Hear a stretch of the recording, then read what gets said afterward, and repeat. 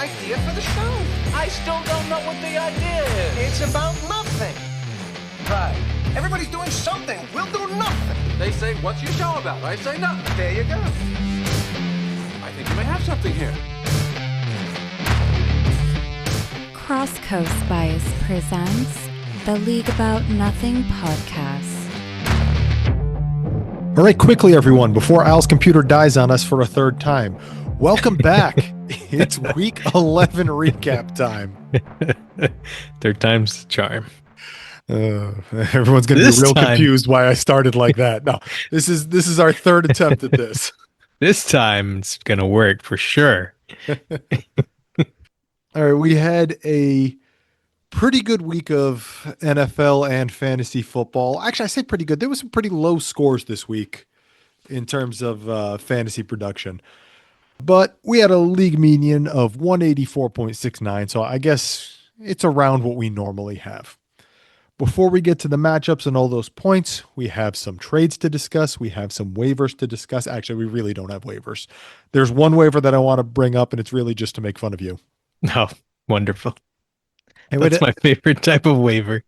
To be fair, I'd say that's at least 50% of our normal waiver segment routine is just me making fun of you for bidding strange amounts or $0 on 100 different players. So this time I want to bring up that you had a really good waiver claim. You picked up Gabe Davis for $0. Well done. Yeah, but then I immediately dropped him. Oh, jeez. It's probably going to cost more the second time. Yep, I would say. Tale as old as time, though. With the amount of players that cycled through these rosters, guys that are fringe roster players end up on like 4 different teams a year and get picked up and dropped and picked up and dropped. And it's kind of just a matter of who's the lucky one when they finally have that week where they're useful. Right. And it was almost you. Well, I had him and then I had to drop him temporarily to do a trade. And then I was planning on picking him back up, but I dropped him past the deadline. So he went back on waivers. He didn't clear until after his game started. So went into the normal waiver pool. By the time this episode is edited and posted, we'll already know what he went for, but you and I will find out tomorrow. Right. All right. No other waiver claims really worth discussing here. We'll just gloss over all the rest of that. There was a few players, but nothing interesting. We have 5 trades to get to, however. I wrote down we have 4 trades, and then after I made my notes, we got a 5th one at the last minute here. So let's take a look at some of these player and pick swaps. The first one that we're going to start off with was a trade between Flea and Mr. Good News. Flea picked up Michael Wilson, Mac Hollins, Davis Mills, and a 2026 4th round pick attached to Big's roster.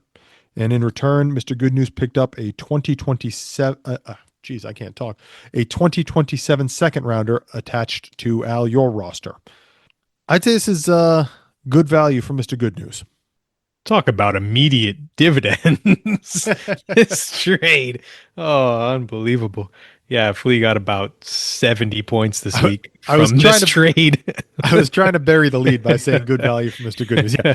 Michael Wilson went off for 40 points this week in the absence of Marvin Harrison Jr.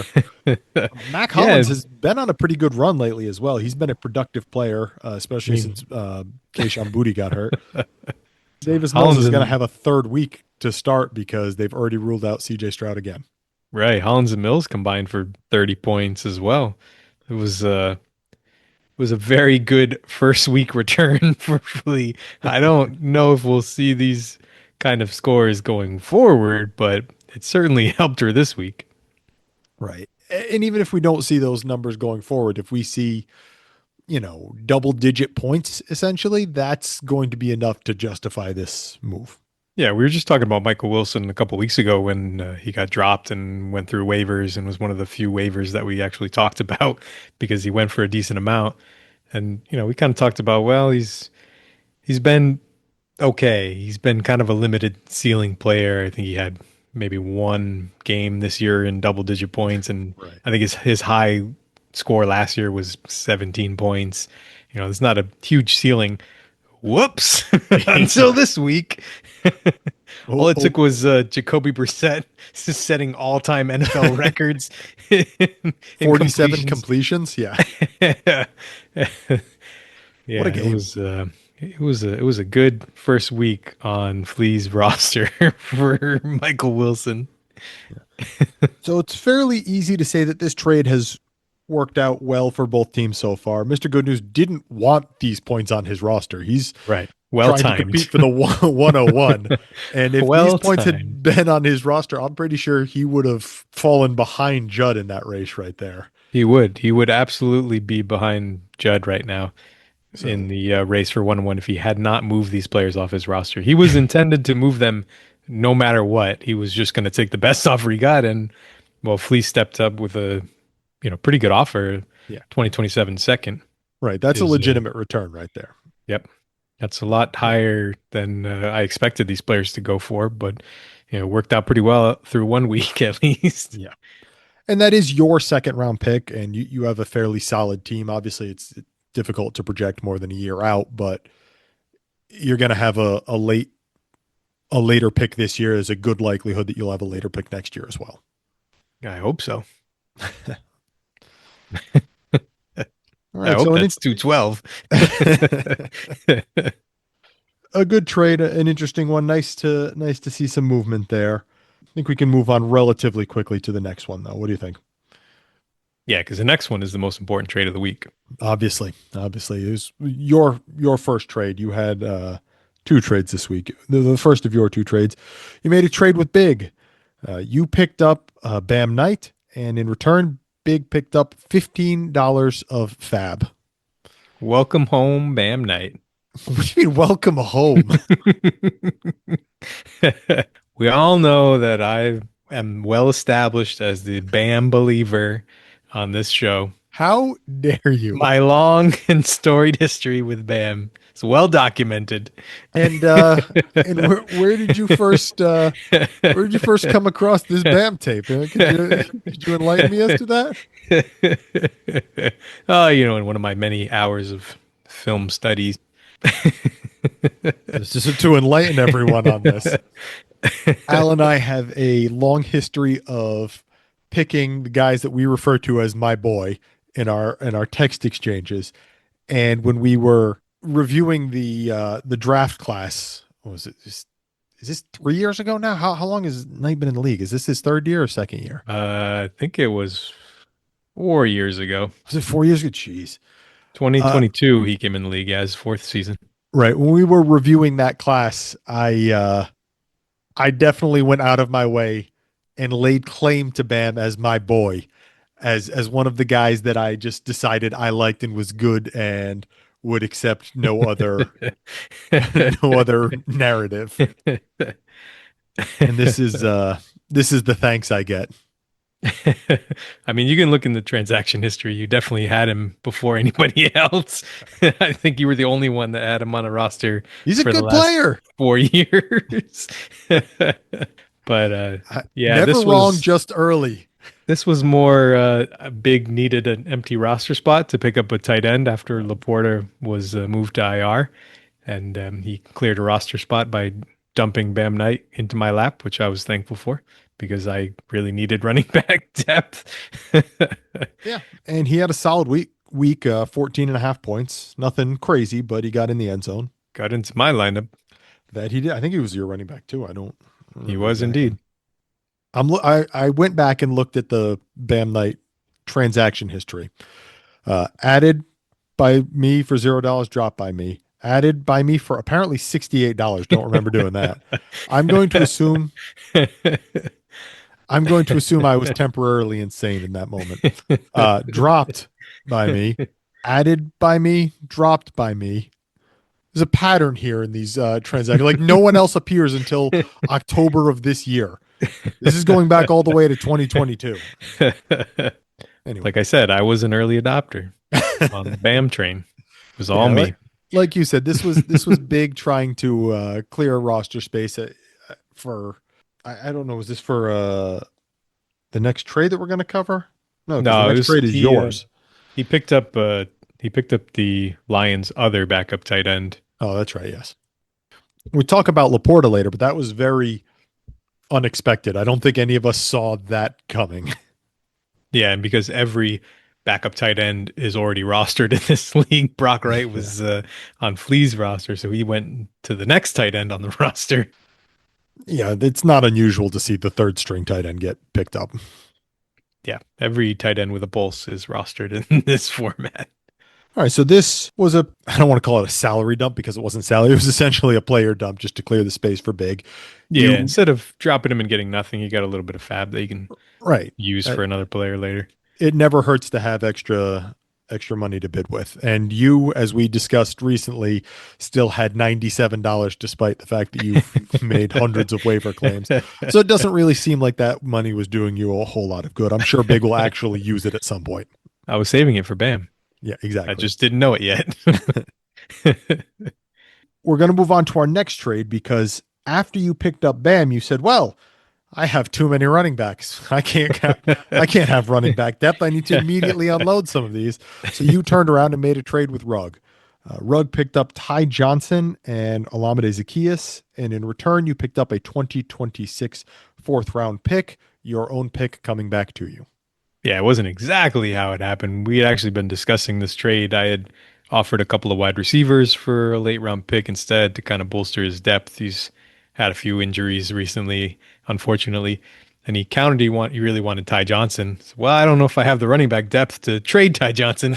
And then Big handed me Bam Nice. I said, all right, fine, have Ty Johnson. And then Ty Johnson had the best game of his season. He had, I think, 14 points even, wasn't it? Yeah, he caught a long touchdown. Yeah, So that trade worked out. Right, a good deal for Rugg, a good deal for you. You basically swapped one running back scoring 14 points for another. Yeah, Ty Johnson had been my running back too the last couple of weeks, even with a combined 10 rushing yards over the last 2 weeks. Bam got all the way up to 24 rushing yards this week. So upgrade. So yeah, that Bam trade really allowed this trade to happen in the format that Rugg wanted it to. So, and it's interesting to see Rugg. He's trying to, or rather, it looks like he's trying to stay competitive around the margins here.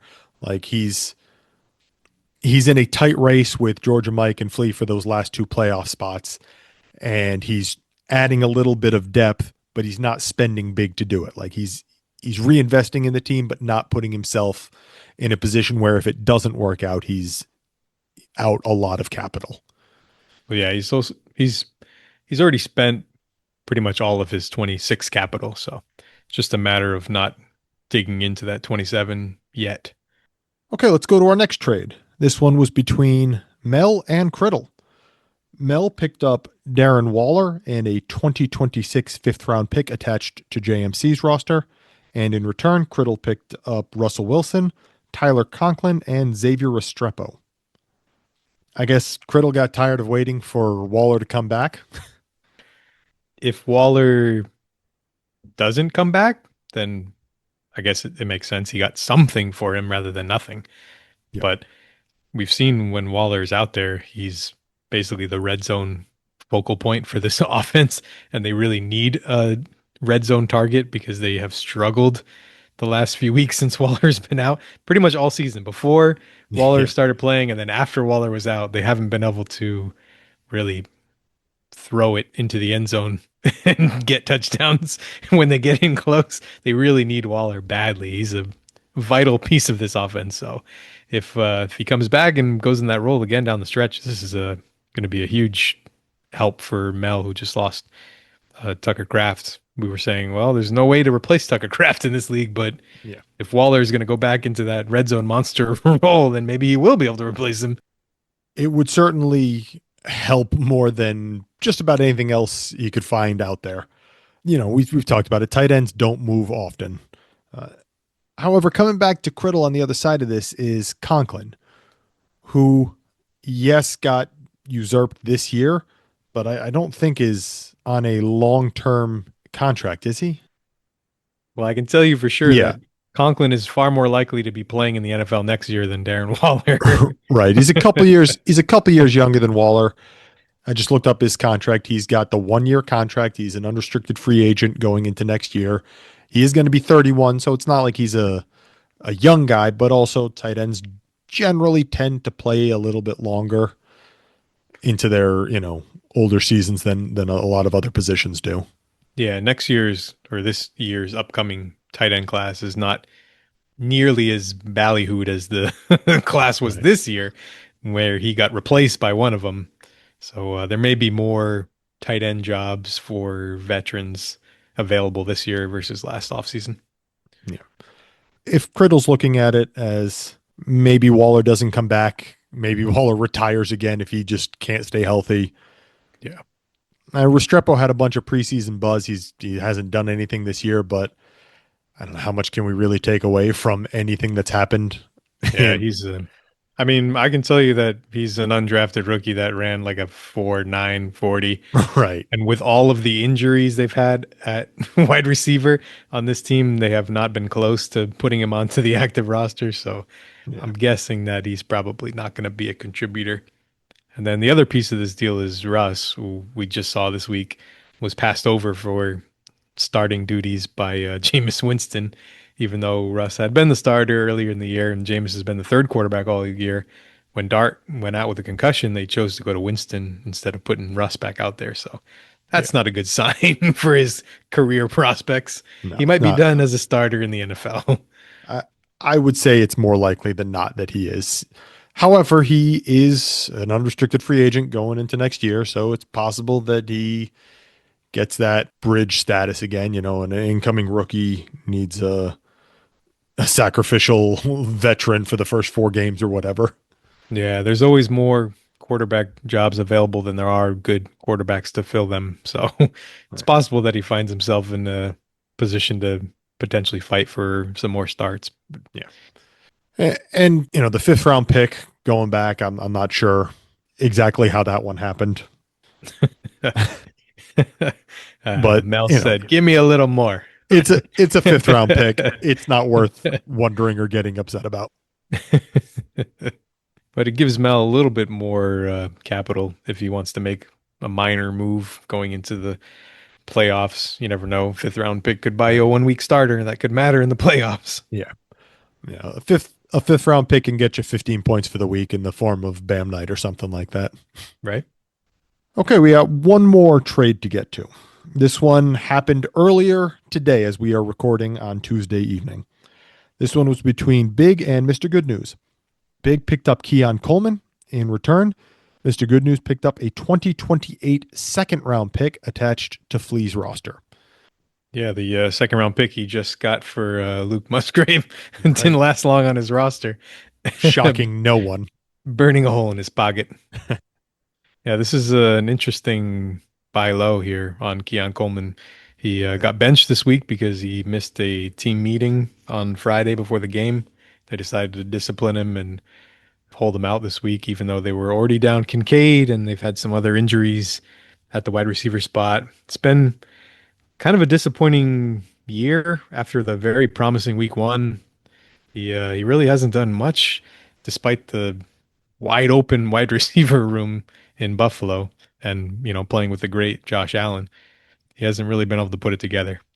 Not many of those wide receivers have really been able to put it together for fantasy purposes this year. Like the offense has been productive, but none of the wide receivers has been consistently productive for fantasy. Yeah, it's possibly because none of them are any good. That could be part of the problem, yes. This basically looks to me like Mr. Good News deciding that he wants to re-roll that pick. Yeah, 100%. He's re-rolling Keon Coleman into a future pick. Yeah. Production hasn't lived up to what he paid for it. So at this point, he's taking the safety of the pick, even though it's a couple years out. We know that even in this league, it really doesn't matter how far away the picks are. They're still pretty liquid. Right. So Coleman was drafted with the 202 in last year's the 2024 rookie draft. So obviously, it's impossible to project out how anyone's team is going to look in 2028. We're not even going to pretend to do that. But chances are it won't be the 202 or the 201. So he's getting what's likely a later second round pick, but still same round. You got 2 years or a year and a half of looking at the player. It's a good re-roll if you don't like what you've seen. Yeah, it's pretty close to getting back what you put in, even though you've seen a year and a half of him not be that great. So that's a pretty good return. I mean, he did something similar with Cam Ward earlier this year when he swapped him for a first after he'd gotten half a season of watching him. Right. So sometimes it pays to be a little early before the floor really drops out on a player. Right. They don't hold value forever if they continue to not be good. Yeah. And going the other way, like you said, this is big, essentially buying low. There was some pretty big Coleman hype coming into the year. I think people really were expecting the next step from him. Yeah, especially after week 1. Yeah, and he did have a few decent games to start the season. Not anything crazy, but good, and was out there a lot. It seems like maybe Big thinks this disciplinary thing was literally just a 1 week disciplinary thing. Otherwise, he wouldn't be spending this type of capital on the player.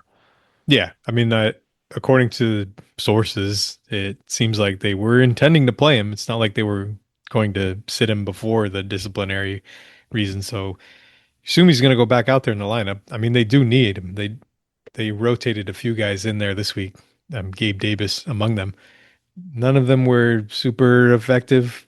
Palmer's been banged up, and Samuel's been banged up, and Eli Moore's been a healthy scratch, and Shakir's been good, but he's really a slot only. They don't ever use him in too wide. Kincaid's banged up again. There's opportunity here if he can get his head straight. Maybe suspension was the wake-up call he needed.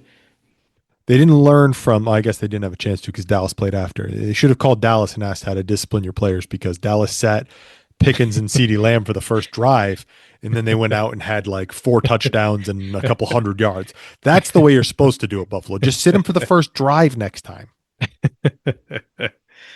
Yeah, well, my guess would be it's not the first incident. Keon, No, probably not. He had a reputation in college of being kind of a knucklehead, which is why he went a little later in the draft than maybe people were thinking and predicting early on. So it's possible this was not his first incident, and they needed something a little more extreme, holding him out for the whole game. We'll see. We'll see if it wakes him up. I think that wraps up the trades. 5 trades, good volume, nice mix of players and picks moving around, and some fab, which we don't see often. Somehow I was involved in the fab trade again. Well, whatever. I'm gonna go trade fab for Adrian Peterson after this. He's see on the block. After we're done recording, we'll see if Mel's still awake to process a trade. I know for sure he is on the block. He has been offered to me several times. All right, let's get over to the matchup section because we had some good ones this week. As I said before, our league median was 184.69. Pretty standard sort of median there. Our top scoring team this week was Big's team. Big put up a 274.68, and he was up against Mel's team. Mel was our second highest scoring team, and Mel put up a 271.04, which means this was our 5th closest matchup of the year with a margin of 3.66.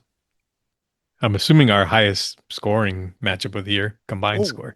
Probably. I didn't actually check that though. I will check that. You know what? I'm going to write that down right now. I will check our highest scoring and our lowest scoring matchups, and I will report back next week. Giving you write that down. Yeah, there's a lot of points in this matchup. 1 and 2 on the week. It's not the first time this year that the number 2 scorer on the week has taken a loss either. Yeah, it's kind of been a pattern, unfortunately, for whoever finishes 2 on the week. Mel's been on the other side of this at least once, though, because the only loss I have was against Mel in the week where I was the number 2 scorer. So it might just be, evening out for him. So we had a ton of points in this one. Let's take a look at some of the very, very large player scores that made 270 points per team possible. There was only one player in this matchup over 40 points, which is notable because there was 6 players also over 30 points. The one player over 40 points was Josh Allen, who put up 45.93 points because he threw for 3 touchdowns and then ran for 3 more. Just silly. I mean, how many players in the history of the league can do this 3 passing and 3 rushing touchdowns in the same game? Literally 2. Yeah, that's not many. I don't even remember who the other one was. It was one of the older guys. Who was the other player that had 3 passing and 3 rushing? I heard it earlier. Charlie Connerly. Is that who it was? I don't know. I'm making that up. Oh, it was Otto Graham Otto Graham. in the 1954 NFL That was championship close. game. Yeah. When was Connerly played in the same era?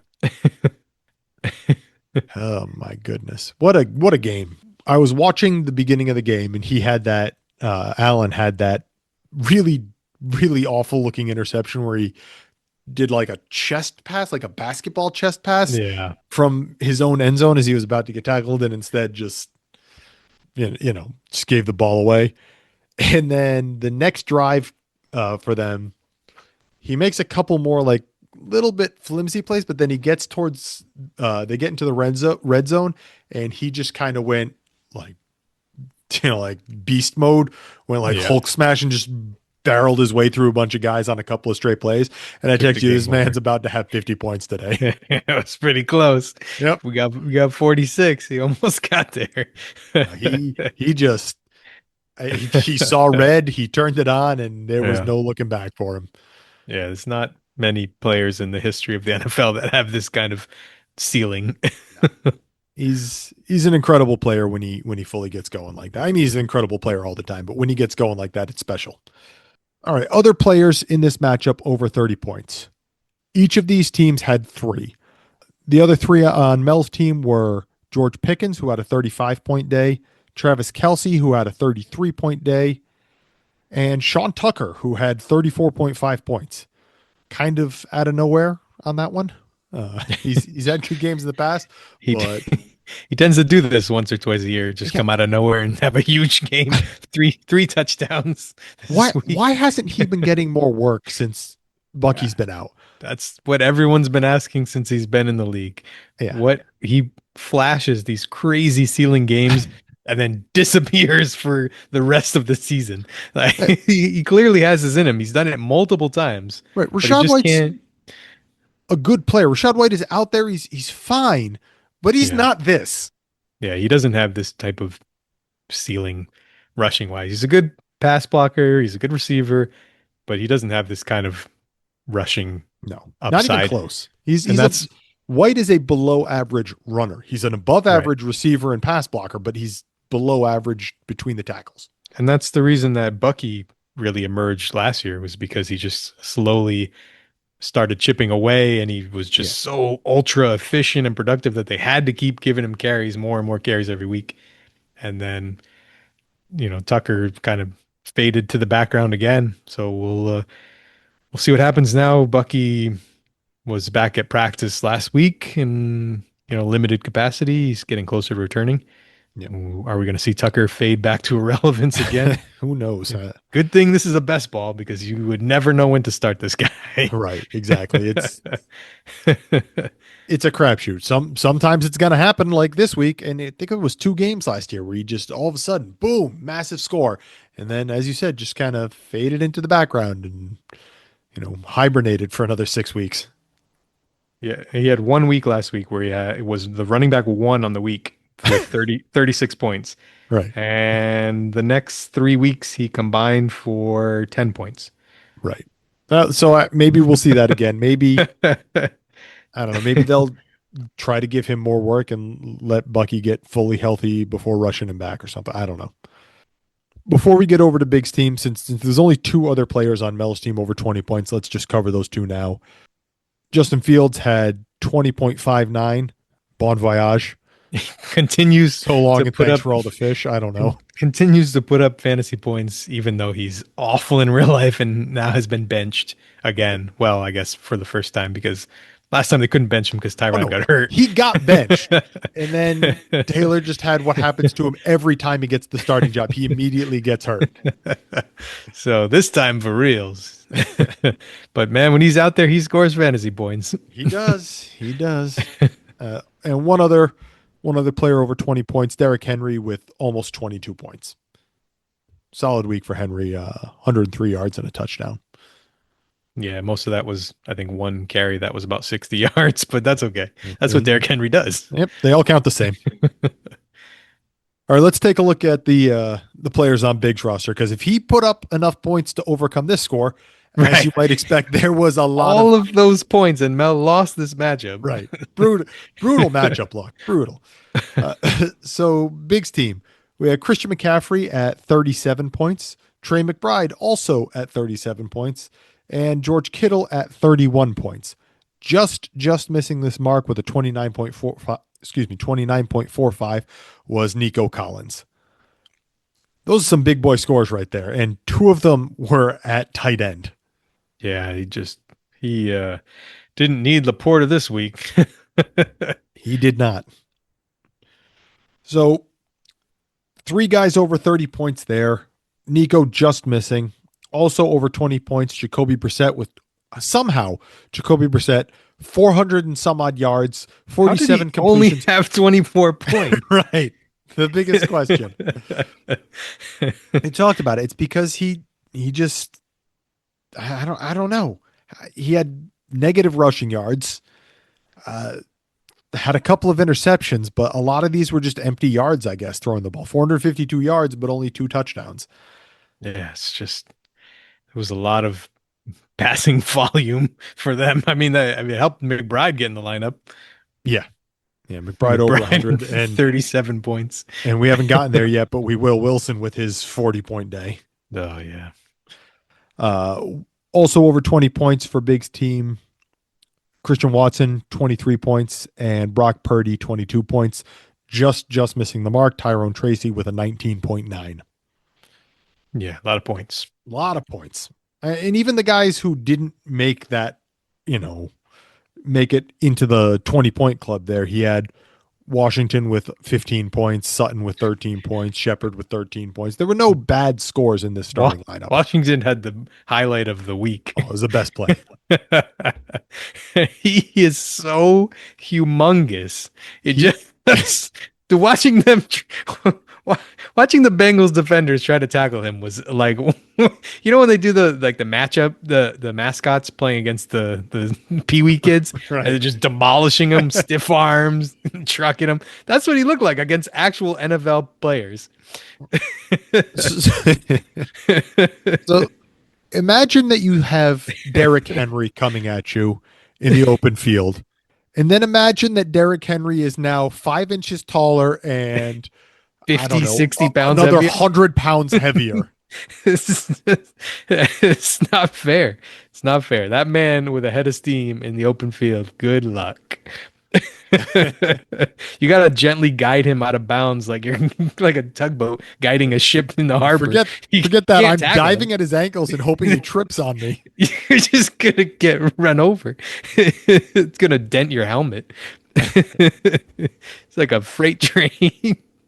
Oh. We talked a couple weeks ago when they threw him the screen pass. Maybe don't do that, but absolutely do this where you just let him rumble a little bit and then get him moving like 7-8 miles an hour before he catches the ball. And he's kind of like the juggernaut. He's impossible to stop at that point. Oh God. Oh, so fun. Yeah. He's so much fun. Yeah. This is why everyone loves the tackle eligible place, because you love to watch the big guys run with the ball. Tackle eligible is only ever run by the goal line. This was tackle eligible at midfield. Right. I'm convinced that he could take an off season and legitimately play tackle, like actually just be a right tackle, left tackle, whatever. Hey, it worked for Jason Peters. He was a tight end in college. He turned himself into an all-pro, probably Hall of Fame tackle for the Eagles. Yeah. All right, so as you mentioned earlier, this might have been our highest scoring matchup of the year. I will double check and give us actual numbers next week, but it was certainly the highest scoring matchup of this week. Very impressive scores from these two, and it's nice to see from Big's team because he's had not bad games lately, but he had that one really awful bye week, and I don't know how how much ceiling we've seen from his team this year. Yeah, we haven't seen it in a while. He hasn't been the top scorer in a bit, and he's actually been a little down recently with all the injuries and buys. But nice bounce back this week. This is him reminding everyone I'm still the defending champ. Yeah, Right. the road to the title goes through my team. And before we move on to our next matchup, we do have a couple injuries to talk about here. On Big's team, Calvin Ridley came back from being injured and then immediately got injured again. He's got a broken leg. I think they said a broken fibula. He's done for the year. Yeah, just another player now that's lost for the year on this roster. He continues to be a dominant force and continues to lose key players for the season. I don't understand and make the math make sense, but we keep saying that, well, maybe this is the straw that breaks the camel's back, but he just continues to kind of chug along, and rumors of his demise have been greatly exaggerated. This is Abe Vigoda. He's not actually dead. I don't think anyone in our league is old enough for that reference. No. All right. I'm leaving that in though. Yeah, it's tough to lose Ridley for the year, but he wasn't really here to begin with. He's been hurt. Right. He hasn't been in the lineup. He hasn't been productive. So he's not losing someone that has been giving points towards his actual totals anyways. Yeah, he was more important in theory than in practice this year. That's been true since Ridley's come back from his suspension. That's been true for most of Ridley's career. Yeah. He's been living off that rookie year hype for a while. Now, Ridley's a good player, and he had some good years, but the name value has been much higher than the actual production value for a few years now. Yeah. 2020, he was like a top 5 receiver, and then hurt, suspended, come back, sat out, injured. It's been a long time since he was actually good. Yeah. It's tough to see too. He's been dealing with injuries on and off for a few years now, and you don't like to see it, but what can you do? The other injury I wanted to talk about in this one was Sam Laporta. We didn't talk about him last week because, I don't know, they didn't have him listed as injured. We didn't know he was injured, and now he's on IR. Yeah, that was escalated quickly. Yeah. Like, wait, Laporta's missing practice? What happened? Oh, he got hurt in the game. Wait, now he's on IR. What the? 0 to pick 100. up Ross Dwelly. Like, what happened? I don't know why we didn't know anything about this before it happened. It kind of sucks because, it forced Big into a position where if he wanted to react and pick up one of those replacement tight ends, he had to drop someone off his roster or make the, Bam Knight trade that he did.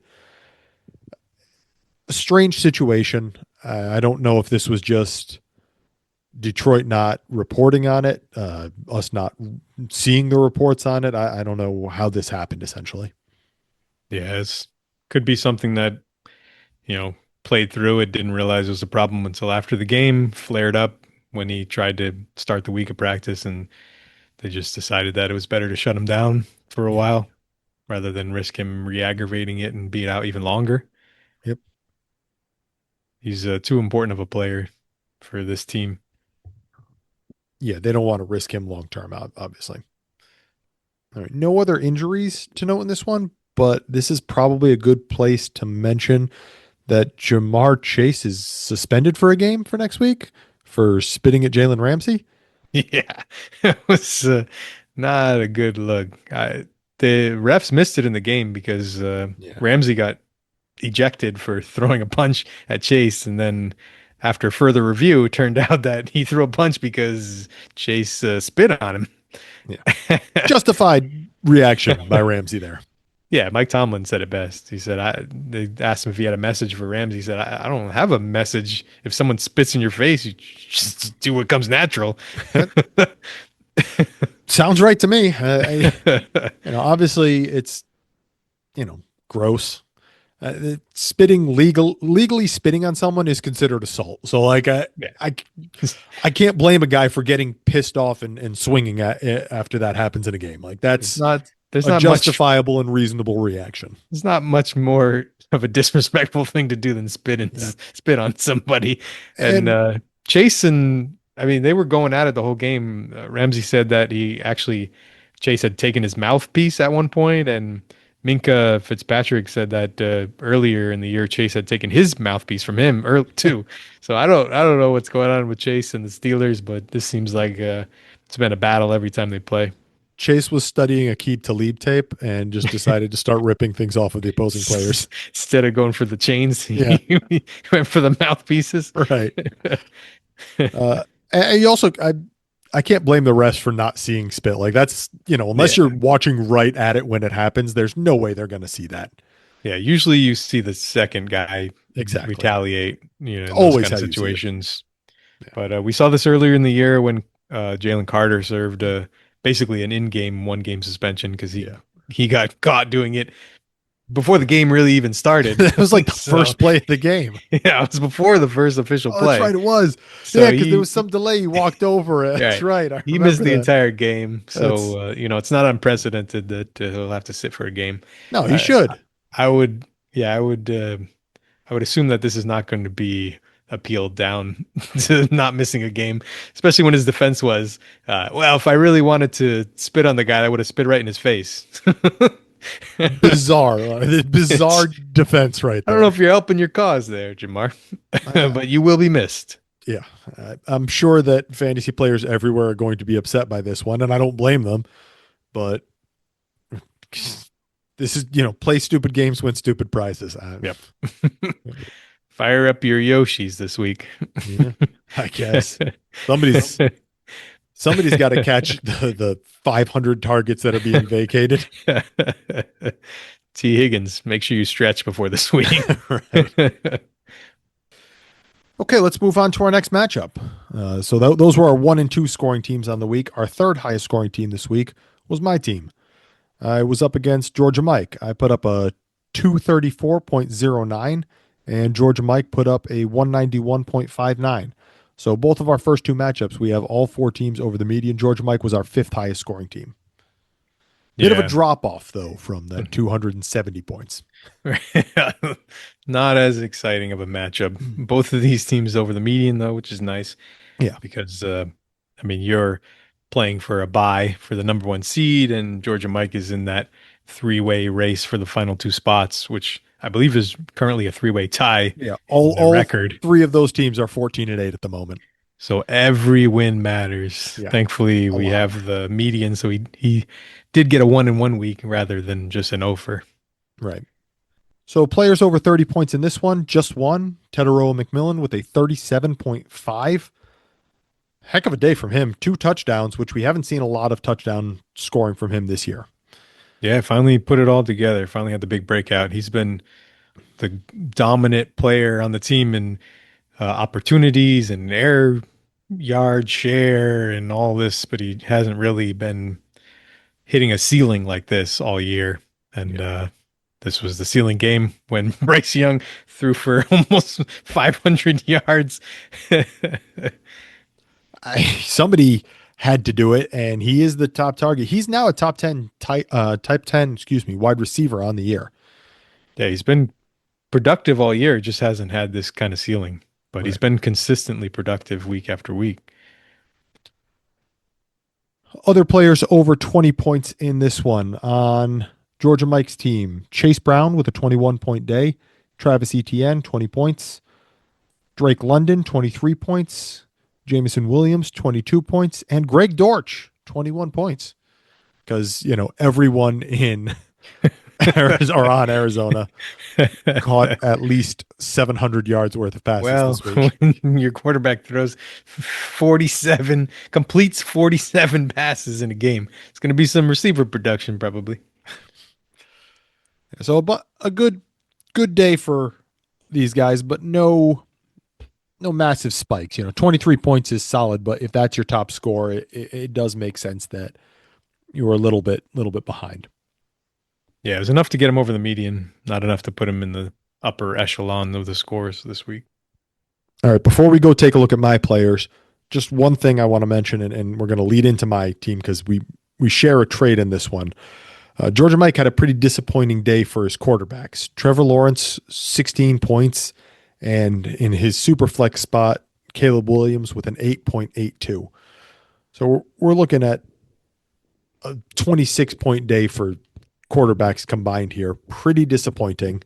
They're better than your However, quarterbacks. However, on the other side of the matchup, my QB1 was Patrick Mahomes with 12.84, and my QB2 was Rashee Rice with 12.3. That's right. Minute. My QB2 was a wide receiver.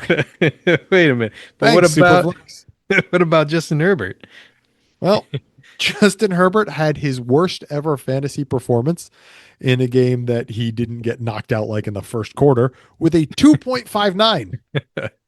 Yeah, they got boat raced by Jacksonville. That game was not close at any point. What a disaster that was. Once they kicked off, that was as close as it got for the Chargers. The Chargers ran 3 plays on offense in the entire third quarter.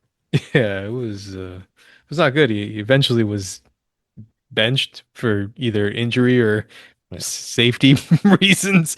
He's not on the injury report, and they are going on bye this week, so I guarantee we won't hear anything. Right. But he did get beat up pretty good in this game, and he did come out briefly.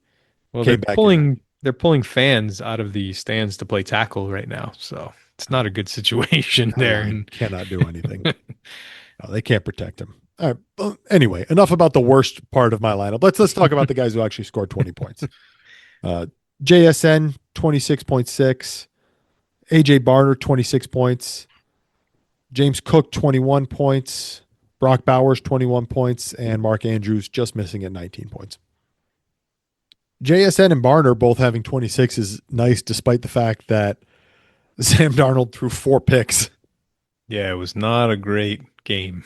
Thus ends the MVP candidacy for Sam Darnold. Unfortunately, this was a big spot. They really needed this game to kind of take control of the NFC West, and he did what Sam Darnold has been known to do in big games, and he shit all over himself. It wasn't great. I'd say probably one of those interceptions was not his fault, but that means that 3 of them probably were his fault, which is still pretty bad. Something about the Rams. They just have his number. He struggled against them last year when he was a Viking. Right. And not much difference this year. What wasn't the Rams the playoff game that they lost? Yeah. So he's not looked great against them. They play again in a few weeks, so maybe it'll look better the second time around. Well, didn't matter for JSN and AJ Barner. Right. Yeah, Barner had a career day. He had the 2 carries for 1 yard. Using him on the tush push, and then the 10 receptions for 70 yards. Yeah, 11 targets. That's a lot. They were dumping it off to him all day. It was not a great offensive performance for Seattle. So I'm not sure that this is the key to victory that they wanted, dumping it off to AJ Barner 11 times. But no, it's not useful for fantasy. Yeah. JSN just does what he does every week, 100 yards. It's just clockwork at this point. He's incredible. We're shocked when he doesn't have 100 yards. You see, he was the wide receiver 7 on the week. He's the wide receiver 1 on the year. Yep, every week. Can't be more consistent than JSN has been this year. Really. I think it was the most 75-yard games to start a season, 75-yard games in a row to start a season in NFL history, I saw. Yeah, he has his worst game of the year, he had 79 yards. After that, he has 2 games under 100. We're at 93 and 96. Jeez. That's every week. Well, one of those was last week where he had 80 yards in the first quarter, and then they were winning 35-0 by the end of the second. Throwing the ball after the first quarter. I'm going to say that he probably would have had a better game had they needed to throw there at all. Yep. No, he's been incredible. Okay, anything you want to talk about on any other part of this matchup? I really enjoyed the 35-yard rushing touchdown from Mark Andrews. That was They hilarious. brought him out there for the tush push, and he just kind of rolled right and took off down the sidelines. Well, they ran that play, the fake tush push, with Andrews under center and Lamar in the backfield earlier this year. And last time they ran it, it was a pitch to Lamar. Mhm. And this time they ran it, faked the pitch to Lamar to the left. And if you watch it, go back and watch the play, half the defenders just follow Lamar because, like, who are Yeah. you worried about with the ball in their hands, Lamar Right. or Mark Andrews? I'd follow Lamar too. Can't blame him. But like the entire defense follows Lamar, and then Andrews is just following Ricard up with one guy to block, and it's all right. It was a good play. It I was a enjoyed that. well-designed fake. AJ Okay, Barner, take notes. hey, that'd be great. Barner could do that. He's probably about as fast as Andrews is. Yeah. I mean, they've been using him as the quarterback for these short yardage kind of tush push plays in Seattle. So there's a chance. I like the trend of using the tight end for that more than I like the running back, because Well, yeah. it's not a standard running back play, and you do need kind of a different, I don't know if mentality or approach. You just need. It doesn't work for the running backs the way it does for the quarterbacks. But Plus, you have all the seems guys to- that do it on your roster, with Warren and Barner and Yeah. Andrews. So, it's just a cheap way to get some short touchdowns. Right. Well, every time Barner does it, it's either a touchdown or a first down. And we get the extra points for the first down. So I'm like, 1 yard rush. That's, half a point right there. Or whatever it is, a quarter of a point. I don't even remember. And as is tradition, we have a few injuries to talk about now. We could talk about these two at the same time because Michael Penix is on my team and Drake London is on Georgia Mike's team, and both of these guys got hurt. They both have knee injuries. For Penix, they've said there's likely some ACL damage, but I didn't see that his ACL was fully torn. So I don't know exactly what's going on there. It seems likely that he's done for the year. He's already on IR. Yeah, it seems like they're still kind of working through the final severity diagnosis, but he has already been placed on IR, and they've already said that he's most likely to miss the rest of the year. So there's some kind of significant damage, unfortunately. Right. This is a guy that had a long and storied college career with injuries.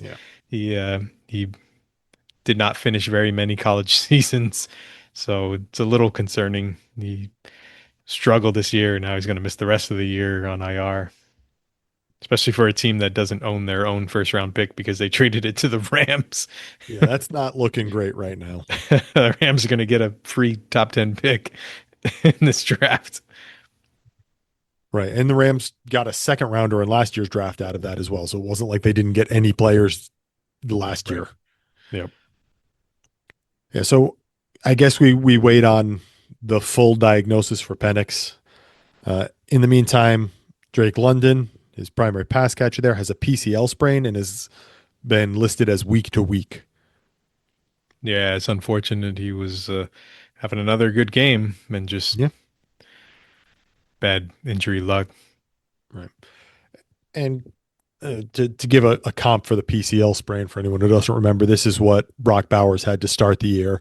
And he tried to play through it, didn't look the same, and then missed a couple weeks and then came back. I don't know. It was probably like 6 or so weeks until he was healthy again.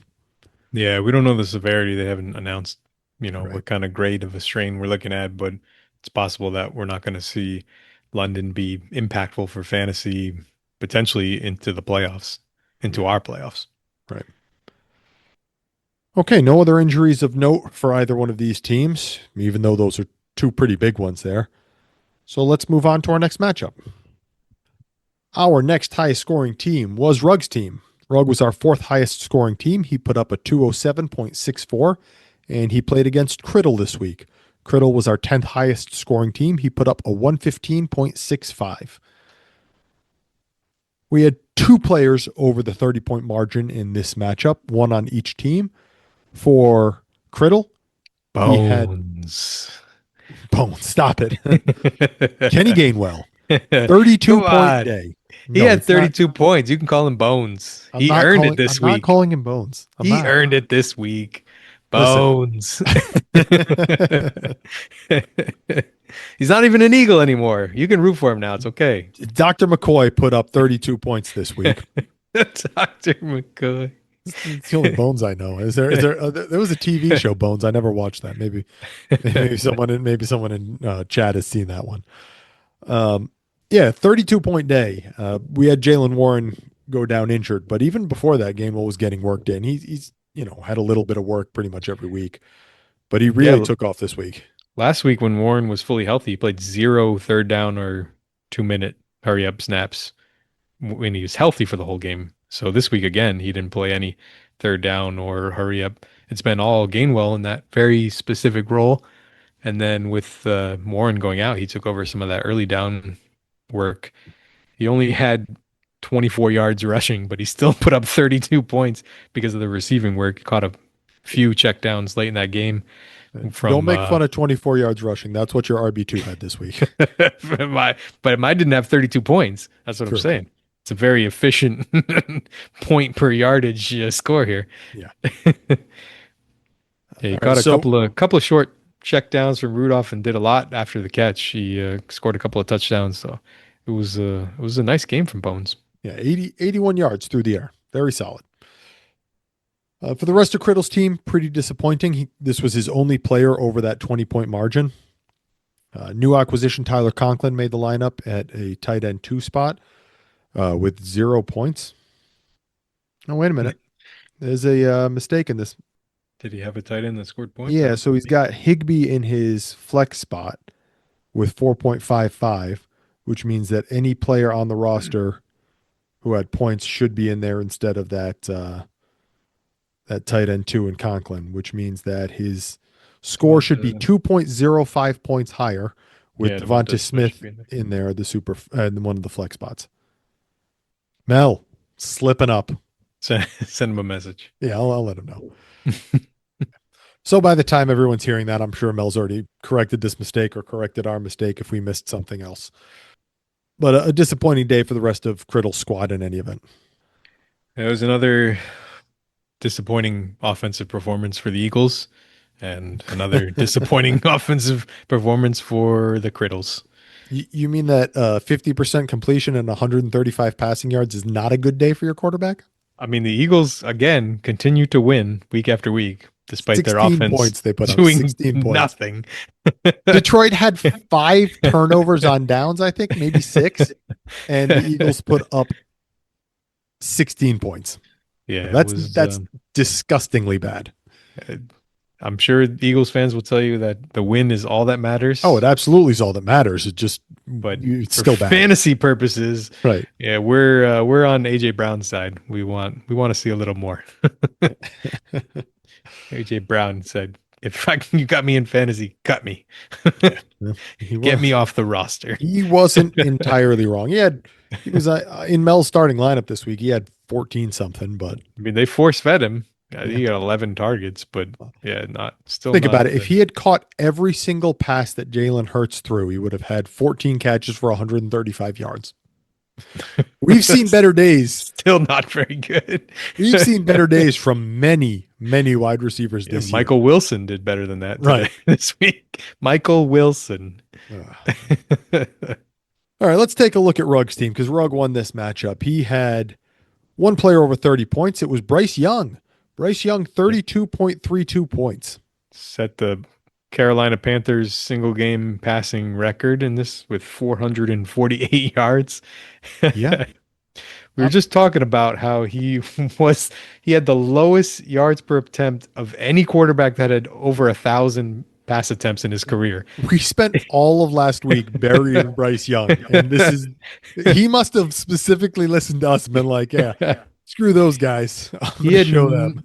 He went over 10 yards per attempt in this game. He had never done that in his entire career. Maybe he should do it more often because he looked great doing it. I think he just likes playing the Falcons. Yeah, no, he's been incredible against the Falcons. Speaking of players that own a certain team. Yeah. Davis Mills and the Jaguars all over again? Yeah, broke Cam Newton's single game record. Was that? Oh, yeah, because last year he was quarterback 1 overall against Atlanta, too. All right. In week 18. Was it? Okay. So yeah, week 18. he definitely likes playing Atlanta. Yeah. So he broke Cam's record. Was that Cam's first career game? Because I remember his Uh, first two career games were his only two 400-yard games. right. I don't know if it was one or two, but it was one of those first Actually. couple of games. So his first career game, 422 yards at Arizona. Week 2 of his rookie year, 2011, 432 yards at home against Green Bay. Pretty good start to his career. Yeah, no, pretty good. Pretty damn good. So Bryce Young breaks that record. Nice to get on the board for that one. All right, other good players for Ruggs' team. Stephon Diggs, 25-point day. Deebo Samuel, 23-point day. Kenneth Walker, 22-point day. Should have remembered. Yeah, it was the first time this year that he had really outsnapped Zach Charbonnet. They've been using Charbonnet a lot at the goal line and third downs and a lot of early down usage. And we finally, the last couple of weeks, have seen Walker eat into that and then kind of flip that workload. Seahawks coach McDonald said that he can expect more of that going forward. They said Walker's earned more touches. He's deserving of more touches. He's been more productive with the touches. So Yeah, could I agree. potentially work his way into a better split here because Charbonnet's been struggling this year. Right. Well, Walker's been, by like any measurement, he's been better. Yeah, he's a far more explosive player. He only ran for just over 4 yards a carry. He had 16 for 67, got in the end zone once. But they were facing a good defense and they were not in a good game script for a lot of the time. So Yeah, that the production problem- is solid. Problem with Walker is he's been kind of a home run or strikeout Yeah. runner, and Charbonnet's more of a singles and doubles guy. You know, he Right. gets what's blocked. He doesn't get much more than what's blocked, but he's productive. He does what he's supposed to do on every play. He's consistent. He's And reliable. Walker hasn't been that, but yeah, it seems like they're finally starting to trust him, or he's earning the trust a little bit more to get himself a bigger workload, which is nice because he's clearly an explosive talent. We've seen him be very productive for Right. this team.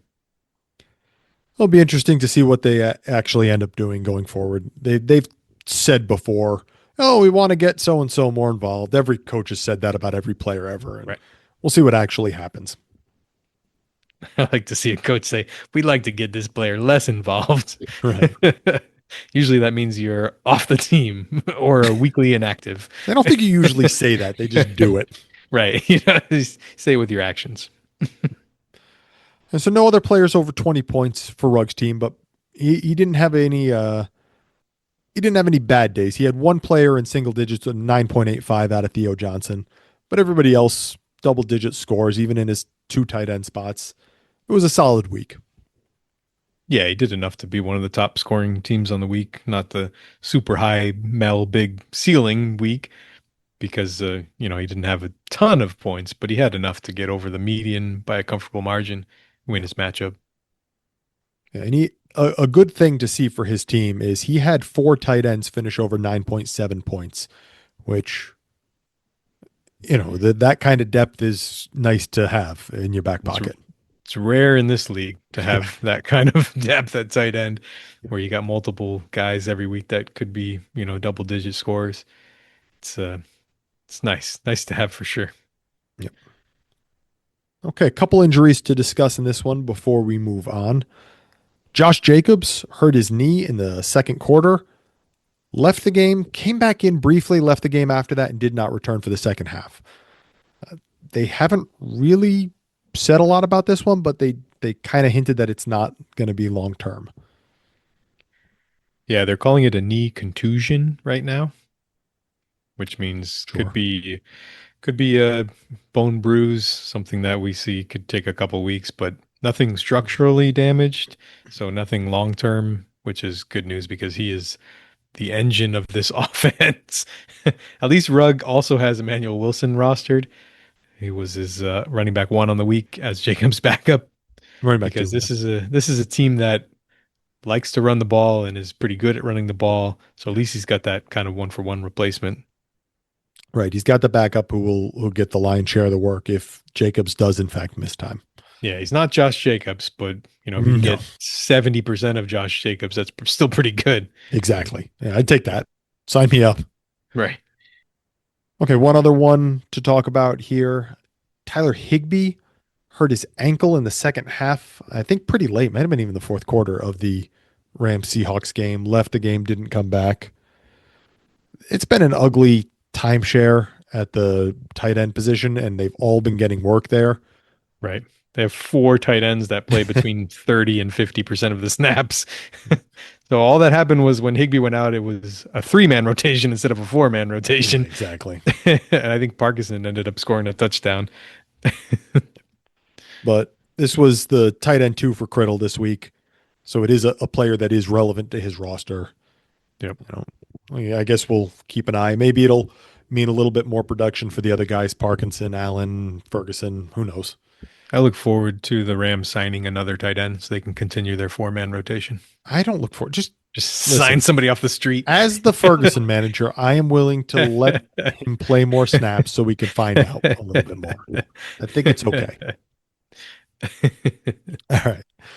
Let's move on to our next matchup. Our next highest scoring team. Here we go. Al, we made it. Your team. Al's team was our 6th highest scoring team this week. And Al, you were up against Flea, who was our 7th highest scoring team this week. Al, you put up a 186.82, and Flea put up a 182.56. The margin between 2-0 and 0-2 this week was razor thin. Sorry, Flea. So this was, I mentioned earlier, Mel and Big's matchup was our 5th closest of the year. This was our 6th closest matchup of the year. The margin in this one is 4.26. So another extremely close matchup. And as you said, it was the margin, the 6th and 7th highest scoring team. So you get the 2-0 week. Unfortunately for Flea, she takes the 0-2 week, which, as we mentioned earlier, drops her into an exact tie with Georgia Mike and Rugg for their records. Yeah, Rugg went 2-0, she went 0-2, and Georgia Mike went 1-1. So now they're all tied at 14-8 on the season.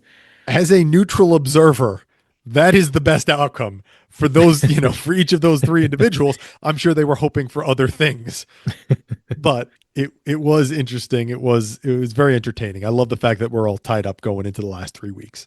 Yep. All right. Players over 40 points in this one. We have one of them. We've talked about him a couple times already. It was Michael Wilson, 41.75. 15 catches, 185 yards, and 9 first downs. How do you have 15 catches for 185 yards and not find the end zone? Well, it's the Cardinals. His season high, which was last week, was 4 receptions. This week he had 15 for 185 yards. Quadrupling up. That's a standard thing that happens all the time. See what happens with this offense? You just got to get rid of Kyler Murray. All of a sudden, lost by 20 points. All of a sudden, everybody's a wide receiver 1. They lost by 20 points. I didn't say it would help you win. I just said it would help you get fantasy points for your wide receivers. I'm not sure, but I'm going to go out on a limb and say that Kyler probably hasn't ever thrown for 450 yards. I know he hasn't hit 47 completions. That's true of literally everyone else ever. All right. Players over 30 points in this one. We have one on Flea's side. Bijan, 32.8 points. 23 carries, 104 yards, 2 touchdowns, another 4 catches for 39 yards. Bunch of first downs in there. 2 goal line touchdowns, which is important because we talked about how he was getting robbed of all of his easy goal line opportunities all season.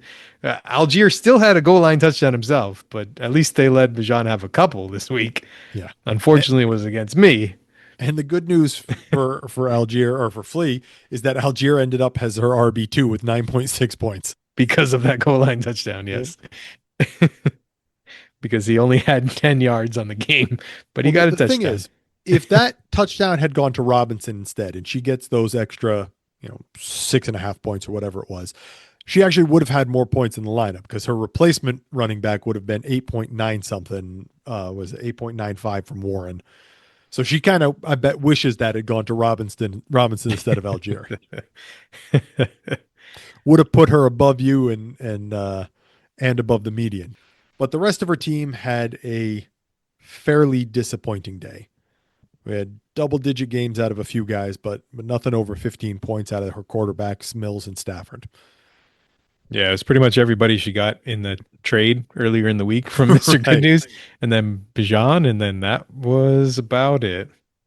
The tight end position remains an issue for Flea. Tommy Tremble, tight end 1, 7.65 points.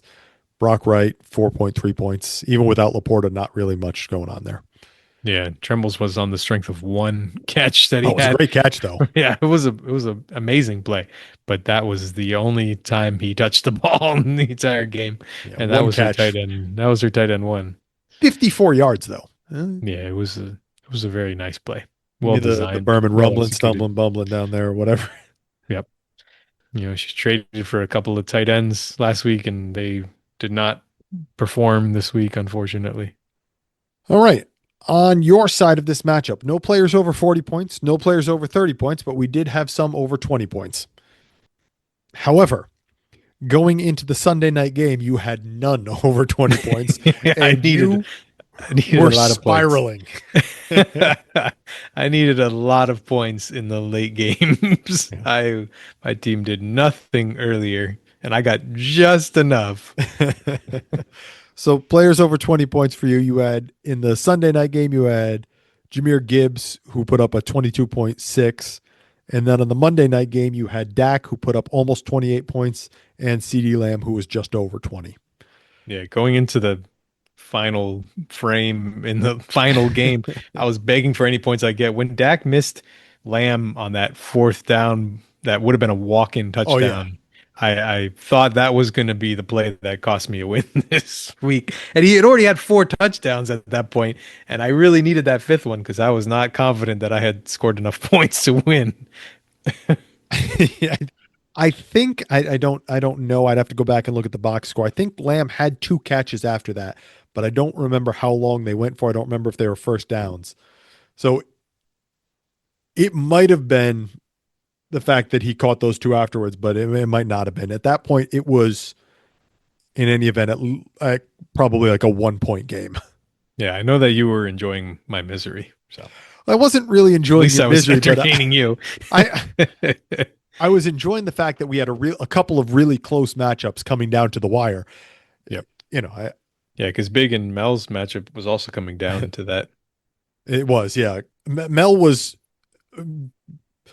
trying to mount the comeback because he had Pickens, and Pickens was doing his best. Yeah, and Big had Javonte, but Javonte wasn't doing a whole lot, and Javonte for most of the game was.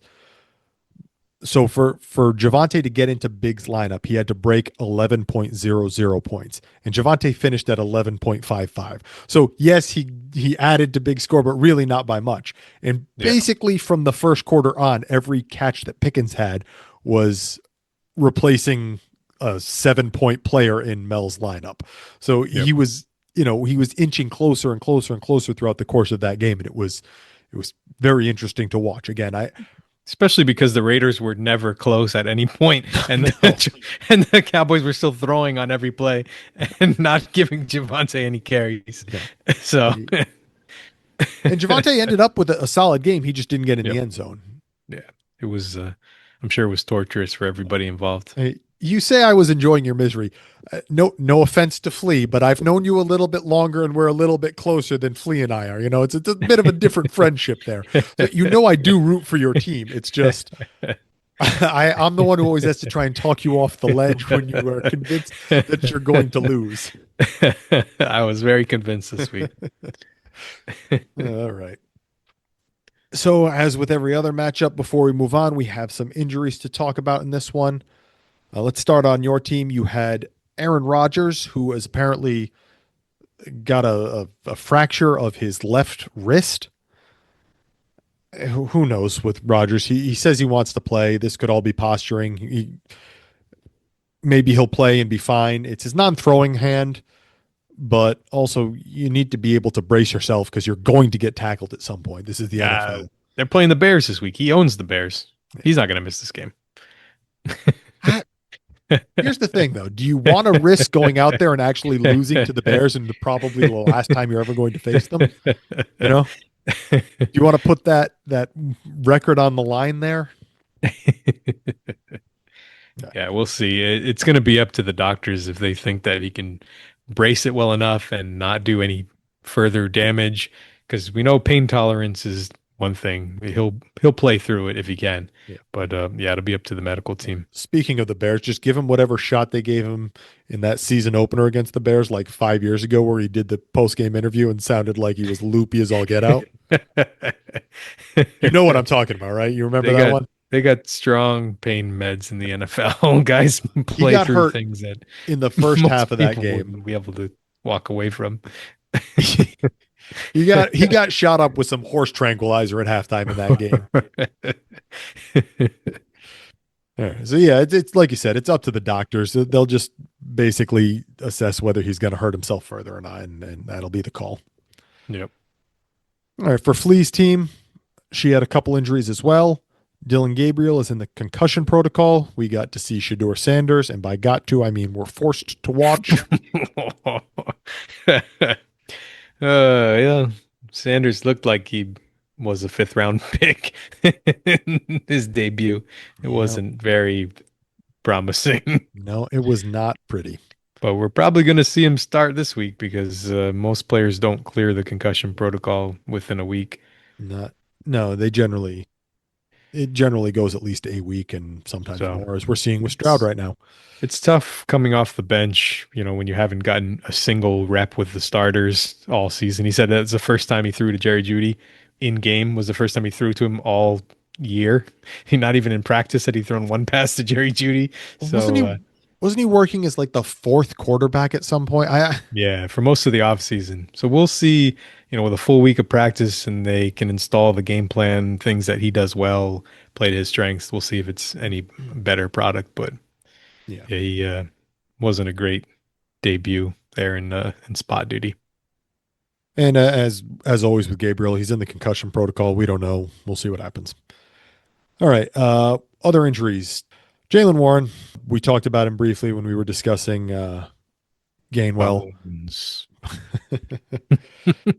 Warren hurt his ankle. Third quarter left, didn't return. Tomlin intimated after the game that he could have come back in if they really needed him. They were holding him out. More precaution. They're expecting him to practice at some point this week. So we may see him. He may not miss any time, but we'll see. All right, and one other one. Chimere Dike. I still have yet to look up the pronunciation on his name. I'm going to go do that, I promise. Also got a concussion. Copy paste the concussion statement. We don't know. We'll see. Yeah, unfortunately, an important player for Tennessee. He's been arguably their best receiver for the last month or so. And I'm pretty sure their best returner as well. He's been to Pro Bowl level returner. Yeah. And it's unfortunate. We talked about Ridley, who's now definitely out for the season. So another blow to the Tennessee Titans offense, which is already severely lacking in weapons. Okay. Our next highest scoring team was JMC's team. JMC was up against Mr. Good News this week. JMC put up a 166.71, and he was our 8th highest scoring team. Mr. Good News put up a 98.53. He was our 11th highest scoring team. All right, let's start on Mr. Good News' side of things here. He had one player over that 20-point margin. It was Tyrell Shavers, who I guess got that start over Coleman. Yeah, with Coleman out, Shavers got a lot more playing time than he has been getting recently. Came up with a couple of big plays, long touchdown. Somebody's got to catch passes from Josh Allen. Do they have to? Because he just seems like he can do it all himself. Did you not watch the game? I mean, I know he ran for 3 touchdowns, but he also threw for 3 touchdowns. It's true, he did. And Shavers caught one of those. He had 4 catches, 90 yards, and a touchdown. Good for Mr. Good News having that Coleman off his roster, but he's got the replacement here. So what does he need him for? Right. Now he needs to get rid of Shavers because he's scoring too many points for his tank effort. I'm sure he can find a taker. If the player's putting up points, even if it's only on a temporary basis, someone will be interested. Yep. All right. On the other side of things, for JMC, another good week for Hendo. We got 33.3 points for Henderson. Yeah, 3 touchdowns. Yeah. 2 in the first half. 19 carries, only 62 yards, but 19 carries, you're getting the majority of the work. 2 rushing touchdowns, 5 catches, 31 yards, and another touchdown. Big day. Yeah, see what happens when the Patriots are forced into playing him. Well, Like they didn't everybody really- else is hurt. We've got nobody left on this team. It was him or Dearness Johnson. So, I As think much they as made the we- right choice. As much as we love Dearness Johnson, at some point, you got to give Henderson a workload and see what happens. Right. One other player for JMC over that 20-point threshold. If anyone has a guess, you're correct. It was, in fact, Devon Chan because Every week. Every week. 24 points even, 120 yards on the ground, another 45 through the air. He's just really good. Yeah, it doesn't matter how bad or how dysfunctional Miami's offense or team continue to be. He's just the lone shining star. Good days for both those guys. So we have a new season high in points for Cam Ward, 13.06 on the week. I don't know what to think of what we're seeing out of Cam right now. It's been better, I guess, in the last couple of weeks, but it's still not looking great. Yeah, I think the fantasy production got boosted a little bit from his legs. He had 30 something yards and a couple of first downs rushing. Yeah. So if he's going to do that every week, it raises his fantasy floor a little bit. It's not something that he was known for in college or something you expected from the profile. But yeah, it's so hard to be productive on this team, this terrible team with no coach, no playmakers on offense, and no offensive line. It's an impossible situation. It's one that at this point, you're just hoping that you get your own version of Ben Johnson to come over, convince someone like that to come over in the offseason and fix this team because, otherwise it's just looking kind of hopeless. Is that coach out there this year though? I mean, sometimes they come out of nowhere, I guess. For Tennessee's sake, they better hope so. Right. Couple of interesting things I want to point out here. We have Colston Loveland and Mason Taylor, both with 10-point days. Loveland, 3 catches for 40 yards. Taylor, 4 for 30. Nice to see these rookie tight ends continuing to have solid days. Nothing spectacular, but it's a position that both of these teams are going to need going forward. And it's nice to see the young guys being at least viable. Yeah, both of these teams are kind of in the rebuild stages, different stages of the rebuild. JMC's hopefully a little closer. He's got more players on the actual roster that JMC's is a soft count on rebuild. going forward. But a lot of these, both these teams had a bunch of young guys that have been, contributing on and off all season. And we got to see some pretty good scores this week. I think Pat Bryant had his best week of the year for JMC. Loveland's been getting a lot more run recently and more production. Bashal Tootin had his best game of the season. So starting to see some of these JJ McCarthy a little bit. Yeah, we're not going to talk about JJ McCarthy. That man is ruining my Vikings. We want Max Brosmer. Max. Oh my goodness. It's dark days right now in Minnesota. Not because of the time change. All right. That was a terrible joke. Made me laugh though. That's what we're here for. I'm an easy laugh. That doesn't count. That's true. You are. I laugh at myself. All right. We got a couple of injuries to talk about in this one. Man, we just have injuries across the board here. Well, I guess we just have one. It's Tootin that you just mentioned. Bashal Tootin had pretty sure his best game, maybe not his best game, but one of his best games, but ended up leaving in the fourth quarter due to an ankle injury. Did not return to the game. Again, it was the fourth quarter, so maybe they were just being cautious. It sounds like he's okay. They've talked about it in better terms than most injuries get talked about. Yeah, it's unfortunate he was finally cutting into that ETN stranglehold. He Yeah, they were hasn't. splitting. Yep, he kind of worked himself into a full split this week. He was more productive than ETN when he was out there. It wasn't his best fantasy point game, but he was on his way to it before he got hurt. It was by far his most effective real life NFL game. So unfortunate timing for that injury. Hopefully he can bounce back quickly. Right. We have one final matchup to get to. It was between Flinch, who was our ninth highest scoring team, and he put up a 120.05. And he beat Judd, who was our 12th highest scoring team. Judd put up a 95.5 this week. Every week he gets a couple more points on Mr. Good News to get down for that 101. It's getting tight. That race is getting close. Judd's going to run out of time, though. He's only got 3 weeks. only got 3 weeks left to shed points, and he's not been quite as proactive about it as Mr. Good News has. Judd, you got anybody you want to trade away that's scoring too many points for you? Let me know. I think Judd would probably be happy to keep his few good remaining players and take the 102. I tried to trade for DK last week. He wasn't having it. Yeah, give it a try again. I have available roster spots. Free to a good home. All right. This week, players over 20 points in this game, in this matchup, there was one singular player over 20. It was Xavier Leggett on Flinch's roster. Leggett put up 20.3 on the strength of 4 catches for 83 yards and a touchdown. Yeah, he had a good game because Bryce Young threw for almost 500 yards. And again, somebody had to catch these passes. The second half of the year, of the fantasy year, I should say, for Leggett has been significantly better than the first half was. Yeah. Well, the first half was about as bad as it could possibly have been. Yeah.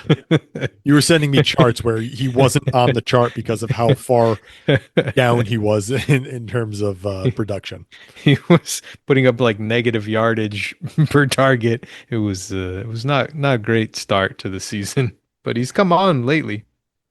He's By come on lately, I mean he's had 2 good games this year, and the rest have been really bad. right. So He's had a couple that have been okay in there as well. Still remains to be seen. Well, it was a good week this week in any event. No other scores over 20 points in this one. The closest we got was Jordan Love with 18.66 for Judd and Kyron Williams with 17 for Flinch. And there's really not a whole lot to talk about here. Even the players who are good on these teams had fairly disappointing days. Bo Nix and Lamar both had awful days. Lamar with I don't think I've ever seen Lamar score 2 points before. Yeah, it was not a good week. No. We were kind of looking for a little more from RJ Harvey with Dobbins down for the year after the foot surgery, and Harvey got the majority of the playing time, just didn't really do much with it. I was not looking for more. He almost threw an interception. Right. I was going to say he didn't complete a single pass. He was 0 for 1. He almost threw a really ugly pick. Yeah. It was not a good attempt. And I believe he was a college quarterback early on in his career. I'm sure he played quarterback at some point. I don't know if it was college or high school, but he didn't look like he'd ever thrown a football before. The throwing motion was was questionable. But yeah, it's just kind of disappointing. That's there's a reason that these teams are in the bottom of the standings. Anything you want to touch on in this matchup? We got another Greg Dulcich appearance for Flinch. Yeah, Dulcich has really taken a stranglehold of this receiving tight end role for Miami. Hasn't been as profitable as when Waller was there, but Dulcich back from the dead. What a word, a stranglehold for 2 catches for 18 yards. You call that a stranglehold?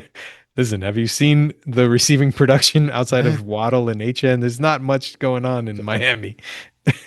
Do you not notice who's in Flinch's 4th flex spot? Julian Hill with his 1 target. 1 target, 1 catch, 14 yards. So finally back from Flinch has not 3 one weeks but off. 2 Miami tight ends in his starting lineup this week. Yeah, that's the reason he got all the way up to the 9th highest score of the week. All right. I think we can safely gloss over the rest of this matchup. The only surprising one for me was Amon-Ra St. Brown, only 7.2 points. Yeah, maybe he was afraid to score this week. He didn't want to get punched again. We do have a couple of injuries, unfortunately, as always. Speaking of Liggett, he left the game in the fourth quarter and missed the entirety of the overtime period. They say it's a hip injury. I have not seen anything more than that. Yeah, we'll see. He's been battling injuries pretty much all season. Right. So just another one, unfortunately. Last but not least, for Judd's team, Kamani Vidal hurt his thigh sometime in the first half. He played a little bit in the second half and then left. So yeah, he was really only in for a handful of snaps after that. 4 snaps in the second half. Yeah, it's they're going into their bye, so I don't think we're going to get an update. No. It's possible that Hampton is ready to come back after the bye, so maybe the end of the Kamani Vidal resurgence. Is it a resurgence if you're never good in the first place? I don't. Yeah, resurgence is not the right word. Experience, resurgence to fantasy value because people really were hyped for him coming out. He just kind of never delivered on that until now. He'll be the handcuff to roster for as long as he's there now. Right. I mean, he's still going to have some role even when Hampton's back because they were planning on using multiple backs anyway before Hampton got hurt. And now coming back from injury, I assume they're not going to want to give Hampton 90% snap share immediately. That would be my educated guess. Yeah, based on how long it's taken Hampton to come back, I would imagine you're probably right. Okay, that wraps up the matchups, which means it is time to go visit Dynasty Daddy and look at our percentage chance to make the playoffs. I say every week we're not discussing the top 4 and the bottom 5. This week I do want to just touch briefly. This is where Big can get upset at me for bragging. The top 4 teams still have that greater than 99% chance to make the playoffs. This is the first week where it shows one of the teams at a 99% chance to get a first round bye. It's showing my team at a 99% chance to get a first round bye. Yeah, now with the last 3 weeks of the season, we can start talking about these buys. There are 4 teams that are in the race for the top 2 spots. You have a pretty sizable lead at this point. 2 games with 3 weeks to go. The rest of us are kind of lumped together within a game. Yeah. So I'm at 21-1 right now. Big is in second record wise at 19-3, and then you and Mel both have 18-4 records. Yeah, but it's not just the wins. I believe you have a 200+ point lead in the points scored as well. So that's a pretty big tiebreaker. Right. There is a lead there, but it's anything can happen over the last couple of weeks. We've seen, you had a 100-point swing with Big's team this week. That happens a couple times with my team, and you never know. Looking at your team, Big's team, and Mel's team, it looks like Mel's got the edge in points right now. And then you're about 100 points back. Big is about 30 points ahead of you. So Mel's got about a 70-point lead on Big and about a 100-point lead on you for those tiebreakers there. Yep. Yeah, we'll see what happens the last 3 weeks. Right. Currently, Big is got that half game lead. It's a 1-game lead, but I consider it a half-game lead when I'm thinking about it because it's the 2 games a week. I still consider that one, but it's silly. Anyway, Big has got that 1 game. Whatever mental gymnastics you got to do. Right. Big's got that 1-game lead on the 2 of you, so the points may or may not come into play, once we get the final records at the end of the year. All right, let's take a look at these 3 teams who are all at that 14-8 record, though. Currently, Flea is listed as a 79% chance to make the playoffs. Georgia Mike is listed at a 76% chance to make the playoffs, and Rug is listed at a 45% chance. This is not in order of points scored because Rug has more points scored than Flea, and Georgia Mike has more points scored than both of them, but Flea is still the top of this list. I saw this and I was a little bit curious as to why, so I went and took a look at the matchups these 3 teams have over the next 3 weeks. In weeks 12, 13, and 14, Rug plays against Al's team, Big's team, and then in week 14, he's got a bye. He plays Judd's team. Flea plays against Criddle, Georgia Mike, and JMC. So Flea and Georgia Mike going head-to-head in week 13. And Georgia Mike plays the inverse of Flea's roster. He plays JMC, then Flea, then Criddle. Rugg has the tougher draw here. He's got 2 playoff teams on his schedule, whereas Flea and Georgia Mike just have each other. Right. But Rugg also has the opportunity to run the table, and the other 2 teams will take at least one loss between them Exactly. head to head. Right. So there's some interesting math on what could happen here, what will happen. Obviously, we'll get much more information once we see what happens week 13. Yep. Yeah, it's gonna be a tight race down to the wire, I think. Yeah. And essentially the last week of the year, it's unlikely that any of these teams takes a head-to-head loss. Rugg's up against Judd, that's a win. Flea is up against JMC. JMC has been frisky of late, so it's not a guarantee, but her team is stronger than his. And Georgia Mike is up against Criddle, who's fallen off a bit as the Eagles have fallen off. But none of those 3 teams are playoff teams.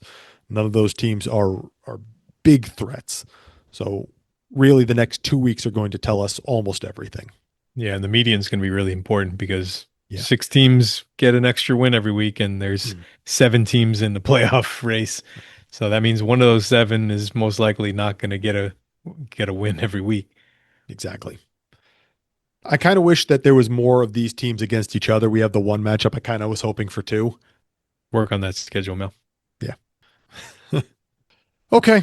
Well, I think that's it for this week. I managed to restrain myself somewhat and not deep dive into schedules and all that stuff. Next week, you asked for it. I'm getting highest scoring matchups, lowest scoring matchups, who scored, the most, the least, the this, the that. I'm going deep down into it. So be prepared for that. Know. I need to know. You will know. I will have the information ready and ready for you. I'll probably text you about it as I'm doing it. We will discuss it next week. And speaking of next week, we will catch everybody next week. But until then, see you in the league chat.